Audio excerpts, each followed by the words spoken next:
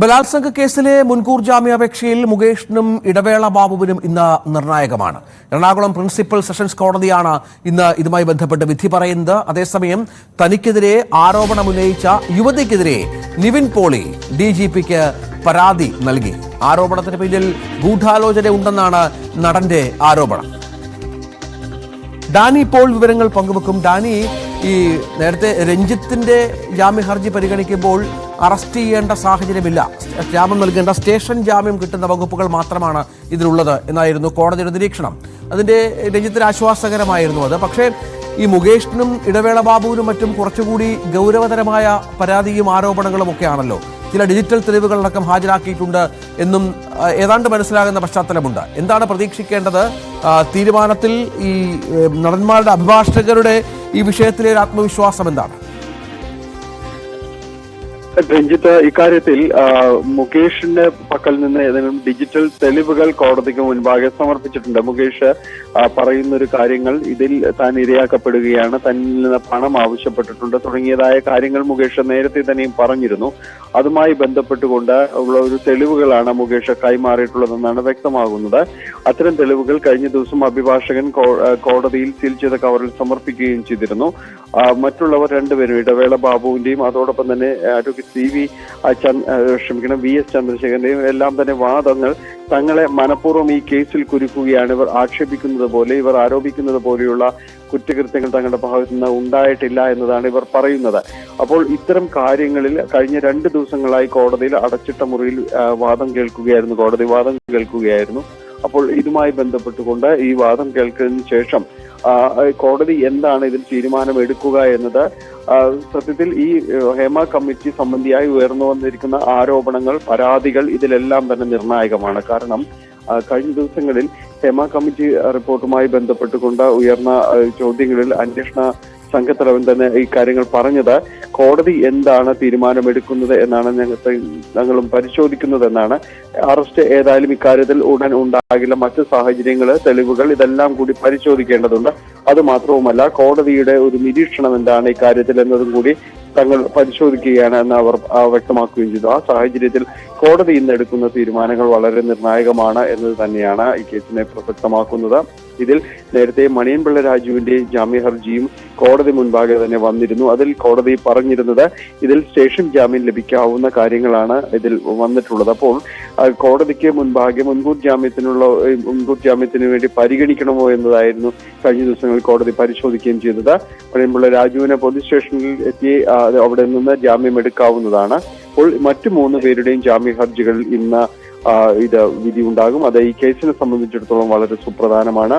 ഒപ്പം തന്നെയാണ് ഇതിൽ നിവിൻ പോളി അടക്കം കഴിഞ്ഞ ദിവസങ്ങളിൽ വ്യക്തമാക്കിയിരുന്നത് തനിക്കെതിരെ ഉയർന്നത് പരാതി വ്യാജമാണ്, അത് തെളിയിക്കാൻ താൻ ഏതറ്റം വരെയും പോകാനും തയ്യാറാണ്. അതുകൊണ്ട് തന്നെയാണ് നിവിൻ പോളി ഇന്ന് DGPയെ കണ്ട് പരാതി സമർപ്പിക്കുന്നത് അടക്കമുള്ള കാര്യങ്ങൾ നടത്തിയത്.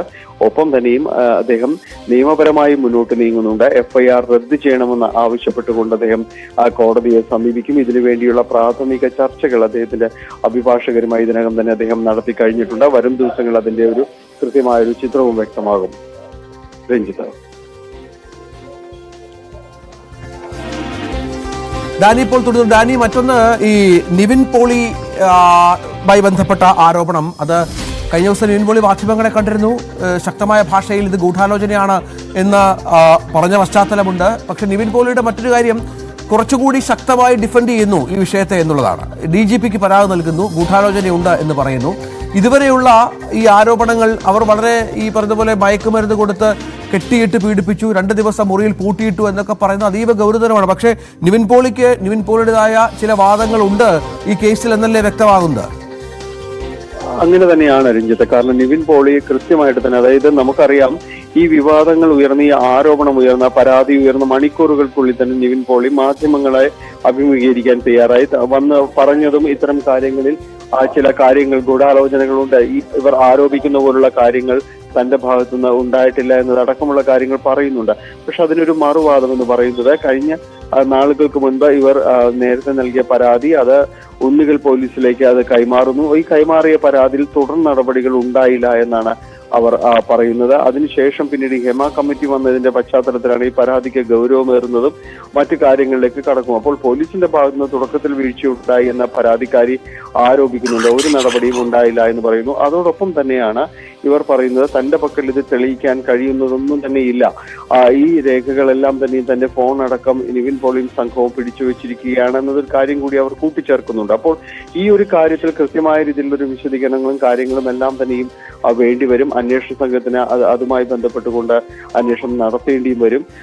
എങ്കിൽ മാത്രമേ ഇതിന്റെ ഒരു പൂർണ്ണത, ഇതിന്റെ എന്താണ് ഇവർ പറയുന്നത്, രണ്ടുപേരും പറയുന്ന കാര്യങ്ങളിൽ ഏതാണ് ശരി ആരാണ് ശരി എന്നതിൽ കൃത്യമായ രീതിയിലുള്ള അന്വേഷണം തന്നെ നടത്തേണ്ടി വരും. അന്വേഷണ സംഘത്തിന് ഇപ്പോൾ പരാതി കൈമാറിയിട്ടുമുണ്ടാകും. ഏതായാലും നടന്മാർക്ക് നിർണായകമാണ്. അതിൽ പ്രധാനപ്പെട്ടത് ഈ നിവിൻ പോളിയുമായി ബന്ധപ്പെട്ട പരാതിയാണ്. നിവിൻ പോളി DGPയെ കാണുന്നു. DGPയോട് ഈ വിഷയത്തിൽ ചില കാര്യങ്ങൾ ബോധിപ്പിക്കാൻ ശ്രമിക്കുന്നു. അപ്പോൾ ഇതിൽ ഈ നിവിൻ പോളിയുടെ ഈ പരാതിയിന്മേലും ഒരു അന്വേഷണം സ്വാഭാവികമാണല്ലോ. ഈ നടിയുള്ളത് കൊച്ചിയിൽ തന്നെയാണ് എന്ന് മനസ്സിലാകുന്നു. അവരോട് ഇക്കാര്യത്തിൽ വിശദമായ കാര്യങ്ങൾ ചോദിച്ചറിയേണ്ടതുണ്ട്. അവർ ഇതുവരെ ഉന്നയിച്ച പല കാര്യങ്ങളിലും ഒരു അവ്യക്തതയുണ്ട് എന്നുള്ള ബോധ്യം പൊതുവെ മറ്റാരോപണങ്ങളുമായി ബന്ധപ്പെട്ട് തട്ടിച്ചു നോക്കുമ്പോൾ ഉണ്ടായിട്ടുണ്ട് എന്നുകൂടി ചേർത്ത് വായിക്കണോ ഡാനി? കാരണം അല്ലെങ്കിൽ അത്ര ആത്മവിശ്വാസത്തോടു കൂടി നിവിൻ പോളി ഒരു കൗണ്ടർ പരാതിയുമായി പോലീസിനെ സമീപിക്കില്ലല്ലോ. തീർച്ചയായും ഇല്ല. കാരണം നിവിൻ പോളി വളരെ ആത്മവിശ്വാസത്തിൽ തന്നെയാണ് ഇതുമായി ബന്ധപ്പെട്ടുകൊണ്ട് ഈ പരാതികളടക്കം നേരിടുന്നത്.